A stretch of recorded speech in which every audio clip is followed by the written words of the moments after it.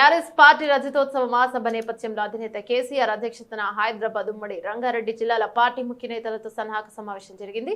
శుక్రవారం ఎర్రవెల్లి నివాసంలో జరిగిన ఈ కార్యక్రమంలో పార్టీ వర్కింగ్ ప్రెసిడెంట్ కేటీఆర్ గారితో సహా మాజీ మంత్రులు ఎమ్మెల్యేలు సబితా ఇంద్రారెడ్డి, తలసాని శ్రీనివాస్ యాదవ్, ఎమ్మెల్సీలు షంబీపూర్ రాజు, నవీన్ రావు, వాణిదేవి, దాసోజు శ్రవణ్ మరియు బండారి లక్ష్మారెడ్డి, డి సుధీర్ రెడ్డి, ముఠా గోపాల్, మాజీ ఎమ్మెల్యేలు, పార్టీ నేతలు కొప్పుల మహేష్ రెడ్డి, డాక్టర్ మెతుకు ఆనంద్, పైలట్ రోహిత్ రెడ్డి, మాజీ చైర్మన్ మన్నే క్రిషాంక్, మాజీ చైర్మన్ గజ్జల నగేష్. కార్యక్రమంలో మాజీ ఎంపీ జోగినపల్లి సంతోష్ కుమార్, మాజీ ఎమ్మెల్యే ఆశన్న గారి జీవన్ రెడ్డి, పార్టీ నేతలు కల్వకుంట్ల వంశీధర్రావు తదితరులు పాల్గొన్నారు.